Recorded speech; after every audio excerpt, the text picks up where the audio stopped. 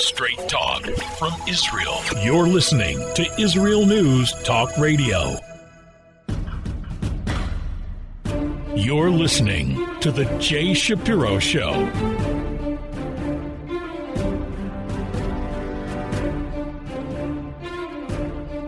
Hello again, everybody. This is Jay Shapiro.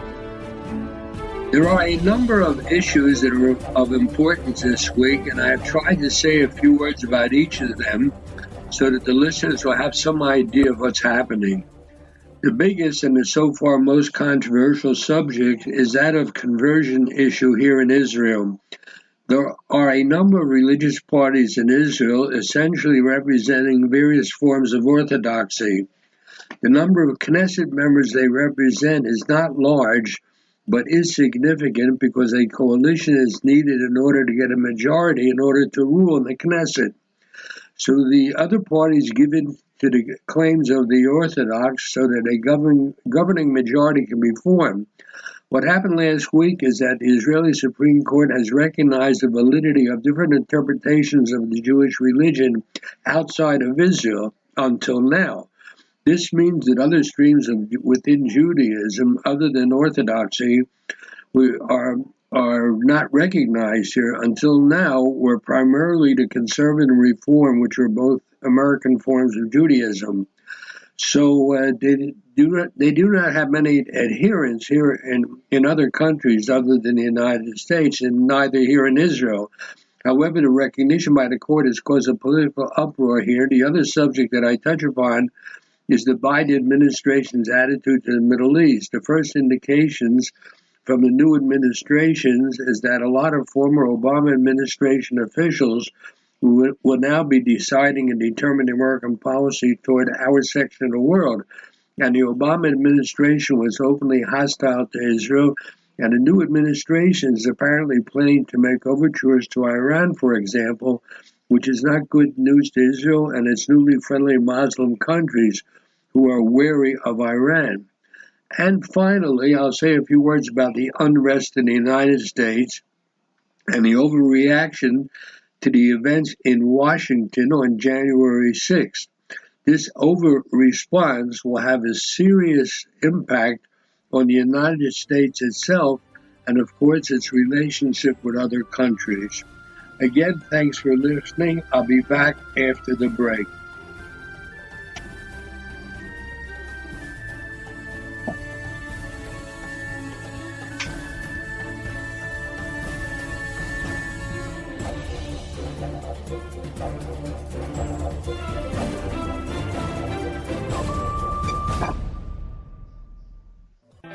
The return of the Jewish people to the land of Israel was prophesied in the Bible thousands of years ago and is coming true today. Shalom. Join me, Josh Wander, on Israel Unplugged. Listen in as we delve into the spiritual and physical aspects of the Jewish return to Zion. We'll discuss the biblically mandated, historic, and of course practical understandings of this incredible transition from exile to redemption. That's Israel Unplugged, every Monday on IsraelNewsTalkRadio.com. You're listening to the Jay Shapiro Show.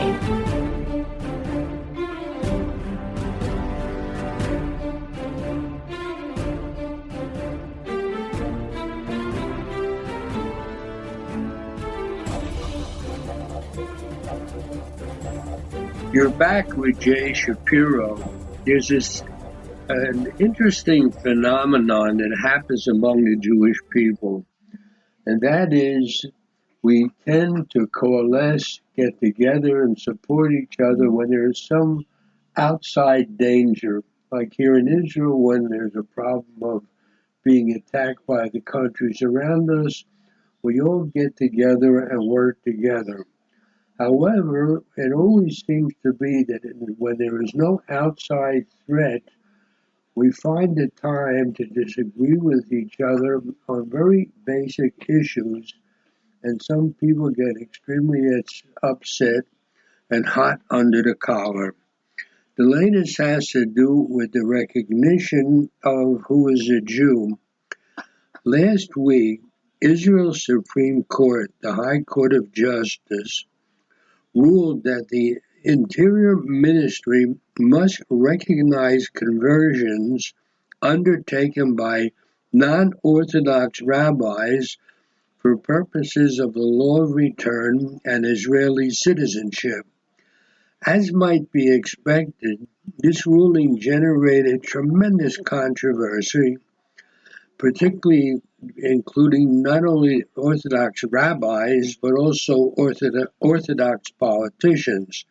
Israel has an interesting phenomenon that very few other countries have, that there are political parties based on religion.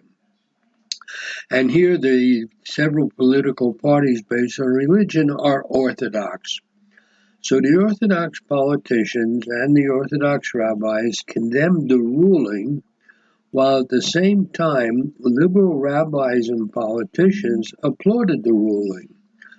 Again, the ruling is that conversions undertaken by non-Orthodox rabbis for purpose of law of return and Israeli citizenship.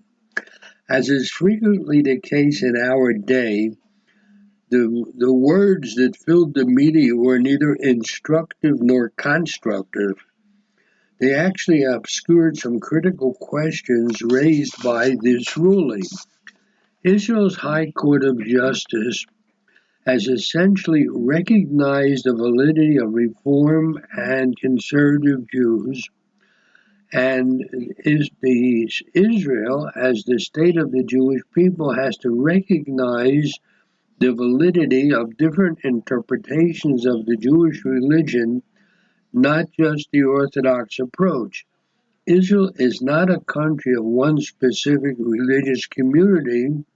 It is a community and a country of all Jews.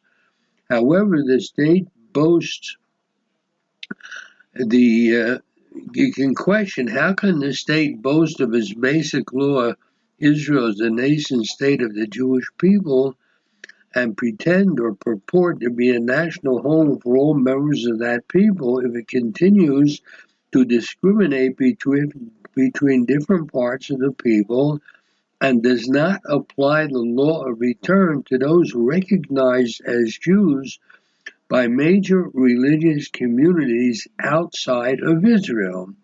The conservative community and the Reform community in Israel is it's minute, but in the United States they are major communities.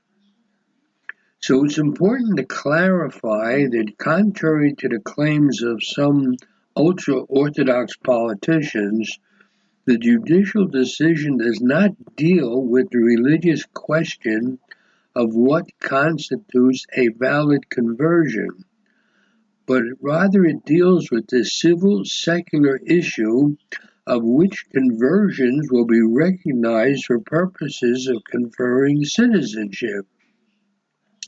So therefore, as I see it, the High Court of Justice ruling does not infringe upon Orthodox Judaism, nor is there any basis for allegations of court intrusion into the sphere of Jewish law, which is basically called halacha. What it is they want to ensure that people can exercise their human rights, for example, to marry, and at the national level to prevent the creation of pedigree rosters that distinguish between two peoples, halachic Jews and other Jews. Now, it's interesting to note, for example, in the United States, there are local rabbinates in the cities, but there is no national rabbinate. And therefore, if someone is going to get married and they're interested in knowing the genuine Jewish identity of their future mate, there are ways to find out. As I said, there is no government ruling in the United States. That's what I'm familiar with. And if you meet someone and you want to know whether they're Jewish, there are ways of finding out. All kinds of ways, most of which are informal. There's a basic issue here. Israel, as a democracy, cannot subject the religious courts of different religious streams to unequal treatment.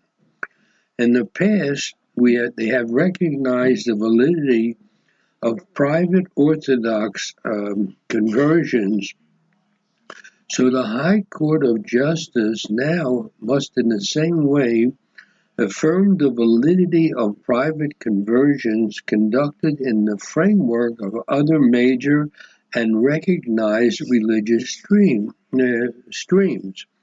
By the way, 3 religious justices on the High Court, 2 of them among the most conservative on the bench, supported this decision. They openly expressed their theological reservations regarding the outcome. They would prefer that conversion recognition be entrusted to Israel's chief rabbinate, but as professional judges, they are obliged to issue the correct result in keeping with past precedents, even if it conflicts their own worldview. And that is a very honorable decision on the parts of the judges. So they did not follow their own ideological bent. They did what they felt the law required. A state conversion law, as I see it, can only be a solution if it allows multiple halakhic voices within the state framework. In the past, there are different schools of conversion. Famously, there is what is known as Beit Hillel, which opens its arms to those seeking to convert. And on the other hand, those known as Beit Shammai, who are very strict. And therefore, this is not a new issue. What makes it more of interest now and brings it more to the forefront is the fact that we now have a Jewish state. And what happens here is important to Jews all around, particularly the major streams of Judaism, on which there are essentially, like in the United States, there are essentially 3. There's Orthodox, Conservative, and Reform. And even within them, I know myself, I live under the heading of Orthodox Judaism, and there's Orthodox, there's Hasidic, there's Haredi, there's Ultra-Orthodox. One can question whether or not we recognize each other under the same heading of Orthodox. So it is a not simple issue, and the High Court of Justice, which, by the way, made its decision after years of waiting for the Knesset, the Israeli Congress, to make a decision themselves. And finally, they had to do something about it. By the way, it's important to note that really fatal schism never comes to the Jewish people due to disagreements over questions of religious observance or the lack of thereof, or because of differences in belief or political opinions or anything else. Schism, the irreparable departure of Jews from the Jewish people, only occurs when one group ceases to abide by the basic definition of Jewish identity. In other words, when they address the question of who is a Jew, because for years it's been either matrilineal descent, you are the religion of your mother, even if the mother is married to a non-Jew, or halachic conversion. That is precisely the reason historically there were permanent schisms with the so-called Karaites, the Sabbatians, the Frankists, and now a large number of diaspora Jews who adhere to patrilineal descent and non-halacha conversion. That is the bottom line where the problems come in. So it comes to a head now in Israel. I guess the good thing about it, if there is such thing as a good thing about it, is the fact they argue about these things because we're not being pressed by outside enemies. Hopefully, this will be compromised and resolved in a way that's good for the Jewish people. It's the latest hot item on the agenda. I'll be back after the break.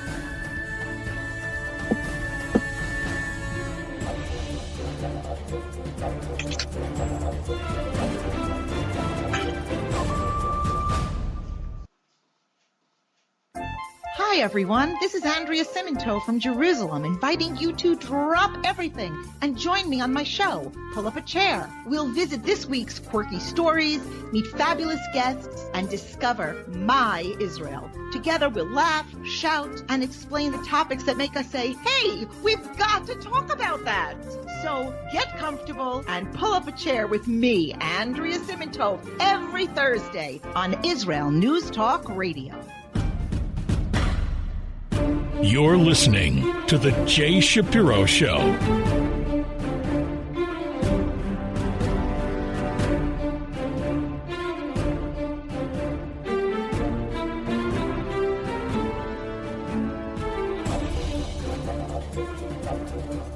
You're back with Jay Shapiro.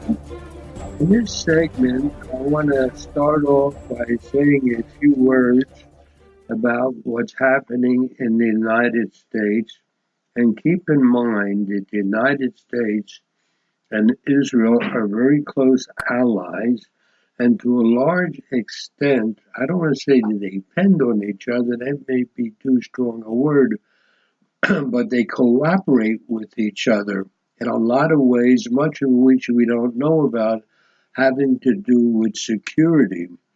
The problem that I want to address is the fact that the atmosphere in the United States is poisonous. Since the election, really, of President Trump 4 years ago, he was never really accepted as president by many people, including many people in Congress. It's interesting, by the way, that the tool of impeachment was used back in 1867, and it was used again in the late 1990s, and yet President Trump was impeached twice during his time in office, and indeed the last impeachment took place after he left office, and it was the impeachment proceedings are supposed to have a Supreme Court judge sitting in the chair, and the Supreme Court justice, the head of the Supreme Court, refused to preside over the proceedings because apparently he felt it was totally unnecessary, perhaps illegal. So the atmosphere in the United States is rather poisonous. On January 20th, Joe Biden was sworn in as the 46th President of the United States. However, as opposed to previous inaugurations, the scene was devoid of human presence. The streets of Washington were empty. People had been urged to stay at home, and people throughout the rest of the country were asked not to come. To make matters worse, the city is now and continues to be under the protection of 25,000 of the National Guard, heavily armed. High fences topped with razor wires surround the Capitol area. In the streets planned for the new president's parade, barriers separated the sidewalks from the roadway. The only people visible are, and it continues until today, the only people visible are those carrying rifles. So a time of celebration, which it usually is this year very strange and sad. The explanation given by city officials and the FBI was they were afraid of a serious disruptions. Now, other inaugurations have faced disruption, never placed the city under the siege. Back in 2017, during Donald Trump's inauguration, protesters came to Washington, burned cars, and smashed windows. The police had protected the ceremony without razor wire and soldiers. Hundreds of thousands of people cheered the new president. This year, on January 6th, responding to President Trump's calls for a big rally, a huge crowd gathered near the White House. Most listened to Trump's speech and returned home. However, several thousand people went to the Capitol. They broke in. All kind of things happened. It was not an armed insurrection. It was just a bunch of people misbehaving. The incident, although serious, fell far short of the scenes of looting and arson and violence that had actually taken place in many of America's major cities over the entire summer. So what is the difference? Well, apparently the difference was that this riot touched the heads of the political class, not just the rest of the Americans. What happened on January 6th was unanimously condemned by Trump himself. Now, interesting, just historically, protesters have stormed the Capitol several times. For example, on March 1st, 1954, and I remember this, Puerto Rican Americans fired guns and injured 5 congressmen. On March 1st, 1971, the members of the Radical Weather Underground put a bomb in a building. On November 7th, 1983, a group calling itself the Armed Resistance Unit placed a bomb in the Capitol. On October 6, 2018, people protested the confirmation vote of Supreme Court nominee Brett Kavanaugh and attacked the Supreme Court building. Overlooking all that, on January 7th, the new president, Joe Biden, called the incident that happened the day before a major and unprecedented attack. And it wasn't unprecedented. He said that it was, and I quote what he said, what we witnessed yesterday was not dissent, it was not disorder, it was not protest, it was chaos. They weren't protesters, don't call them protesters. They were a riotous mob, which indeed is what they were. So what's happening now? The parties in America are really divided. It's interesting that on January 8th, the Speaker of the House, Nancy Pelosi, said that President Trump should immediately and willingly leave office before the new president's inauguration. So that's sort of that's when they began the second impeachment procedure. She also said that Trump was mentally unfit. That's after he'd been president for 4 years. So the city of Washington today is an armed camp, like in some third world country. It's very difficult to look at these things and realize what has happened. The atmosphere in the United States remains poisonous. Now, critics claim that stoking the public opinion is being done on purpose to create a false narrative that not only is Trump supposedly a threat to democracy, but the more than 74 million people who voted him are also threats to democracy. This is an extremely unusual situation, and it's a very unsettling situation. The right to challenge and criticize, which is an integral part of the freedom of speech guaranteed by the First Amendment, is seriously threatened. The right to defend oneself against charges also appears threatened. And the legal profession is dangerous to practice. The people who supported the lawyers who worked for Trump are now finding themselves in great difficulty with their colleagues and the legal organizations. We're living in a sort of George Orwell sort of situation, something I never saw in my lifetime. There is a worrying drift that seems to be dragging the United States away from the institutions of the American Republic, and with these are not the kind of things you expect of a democracy worthy of the name. Some authors now describe what's happening as a move toward authoritarianism, and the ones who are in power are essentially suppressing those who are not in power. As a matter of fact, along the same lines, many of the mainstream media have ceased being news organizations, and they seem to have become anti-Trump activists. It's a very sad situation. But back in 2020, the summer riots became destructive. And Trump talked about using the military to restore order and protect property and lives.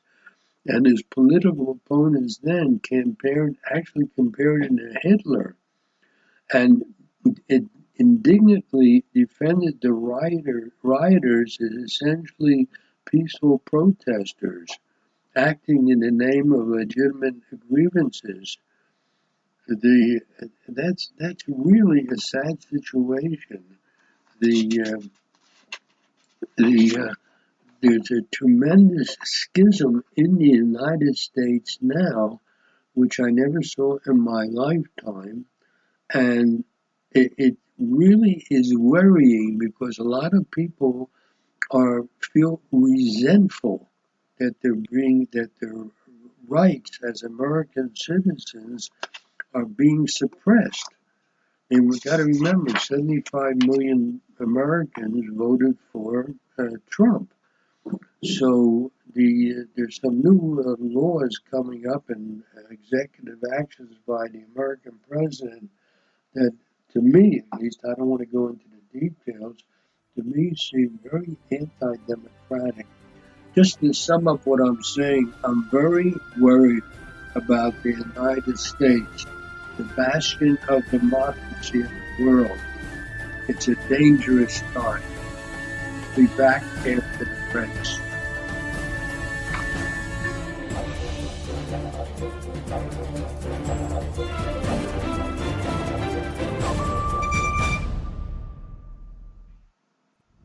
Are you interested in transforming your life, drawing closer to the Creator, and uncovering the deeper meanings and hidden treasures in the Hebrew Bible? Then join me, Rav Yitzhak Michelson, And me, William Hall, on the Science of Kabbalah, where we are seeking to narrow the gap between what we understand of our physical and spiritual worlds. So make sure to tune in every Tuesday at 5 p.m. Israel time, 10 a.m. Eastern Standard Time, here on Israel News Talk Radio. Hello, I am Walter Bingham. If you want to hear the news behind the news and the true perspective on world affairs, then the Walter Bingham File is the program for you. We bring you interviews with the movers and shakers, political commentaries, and on-the-spot reports of events as they happen. All here every Tuesday, 4 p.m. Israel time, 9 a.m. Eastern time. And it's all archived on our website. Make it a date. You're listening to The Jay Shapiro Show.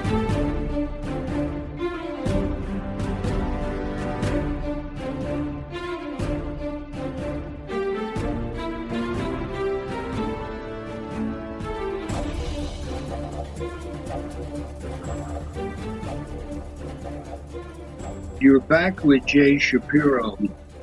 Some of the tremendous gains made during the last 18 months of the Biden administration concerning Israel and its relations with its neighbors in the Middle East may now be in danger under the Biden administration.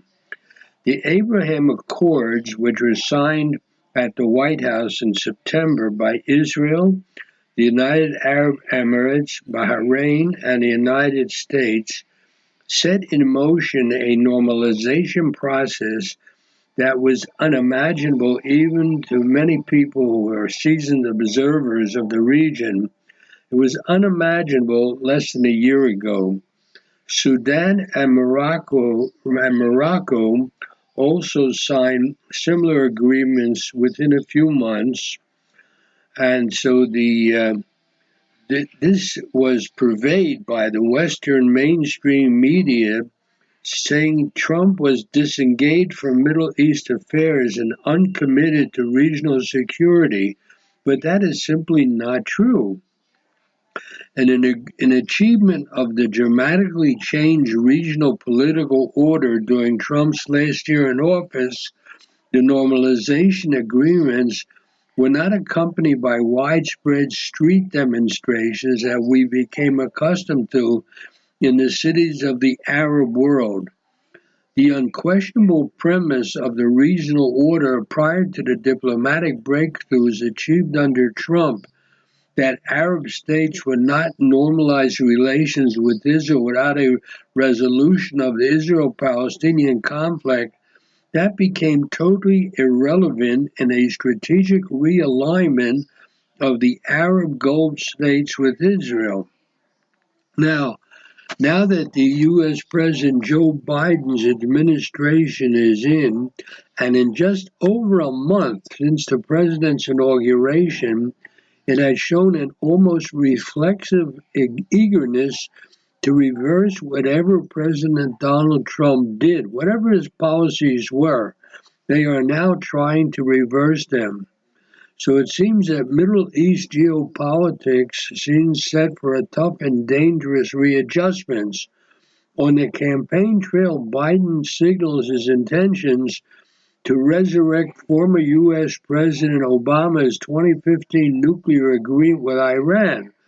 All early indicators so far suggest that the Biden presidency will renew Obama's failed Middle East policy of distancing from the traditional U.S. allies among the Gulf monarchies and Israel, who are working for a rapprochement with Iran as part of the so-called two-state solution to the Israel-Palestinian conflict.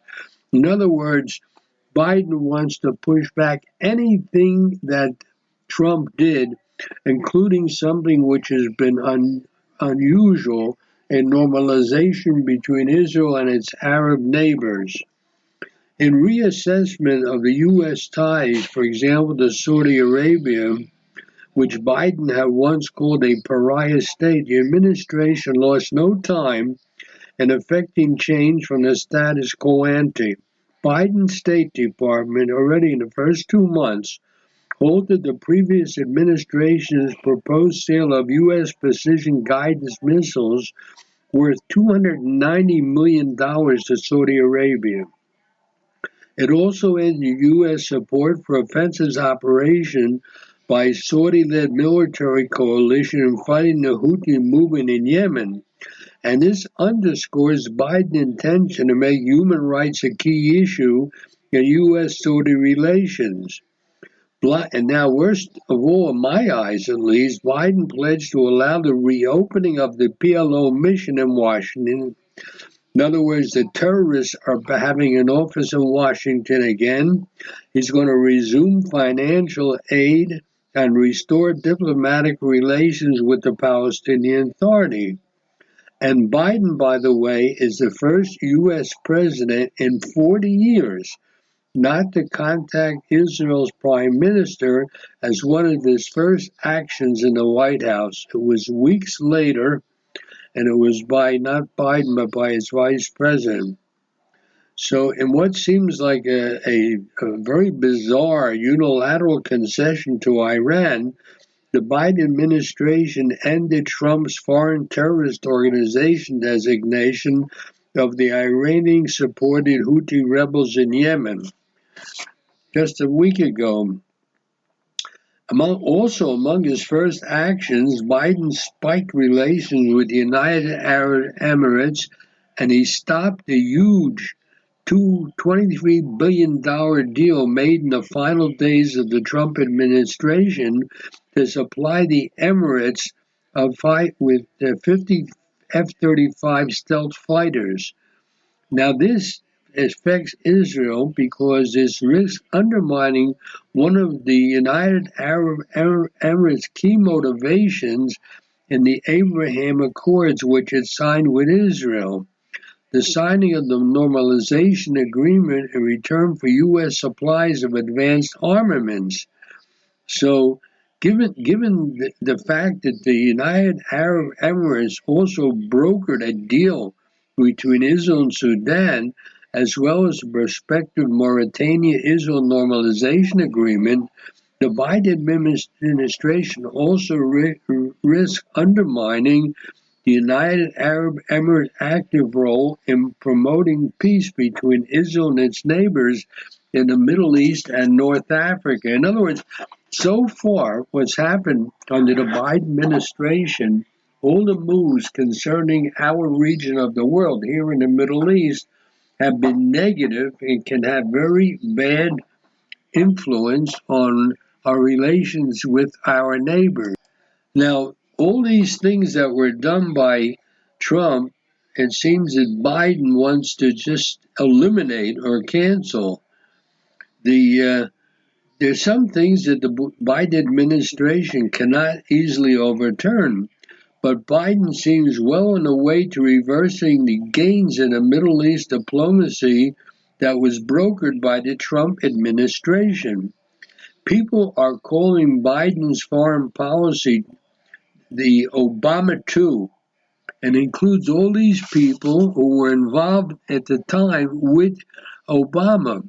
They all played a key role in negotiating the 2015 Iran nuclear deal. And Iran, in the meantime, has already adopted its maximalist position, demanding an end to U.S. sanctions prior to negotiations with the U.S. over the resumption of the nuclear deal.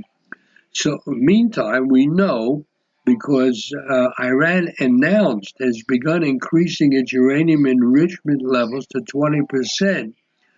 And they did this in late January after Biden took office. And that is the most significant breach of the nuclear deal. Iran then followed up with the production of uranium metal, according to the International Atomic Energy Agency. So it's interesting that everything that Biden's administration is doing in an effort to wipe out anything that Trump did also affects us tremendously. So the Obama distanced as far as he could from Saudi Arabia, the United Arab Emirates, and its allies in the Gulf, while normalizing relations with Iran. Now, this was perceived by the Gulf Arab monarchies as nothing short of betrayal. That was then, under the Obama administration. So for these countries, the ones in Israel signing agreements now, the likely state of affairs under a Biden presidency would seem like a terrible case of deja vu. They're going back to what Obama did. And their deliberations of statecraft, the moderate Gulf Arab leaders, along with their key allies, also in Egypt and also in Israel, may well ponder the words attributed to Benjamin Franklin on the eve of declaring independence by the Continental Congress in 1776. He, at that time, famously reported that Franklin and his colleagues were putting the lines on the line. And Franklin said, again famously, we shall all hang together or we shall all hang separately. And that now is the position of Israel with the Gulf states with which peace has been made under the Trump administration. We all seem to be in the bullseye target of the Biden administration to do away with anything the Trump administration did, even in our case where it's been good for Israel and things that were not even predicted even a year ago. So we've been riding high, and since these agreements under Trump, and right now, with Biden having all the old Obama people back in office, it could turn out to be a very dangerous time for Israel and its Arab neighbors with whom we've made peace. So I just wanted to share this with the listeners. I'm not an expert on foreign affairs, but just reading the headlines and seeing what's happened, you can see that great changes, we don't know what's going on under the table, but great changes are apparently being made publicly, and are changes which do not bode well for Israel. Having said that, take care of yourselves till next time. Jay Shapiro, signing off.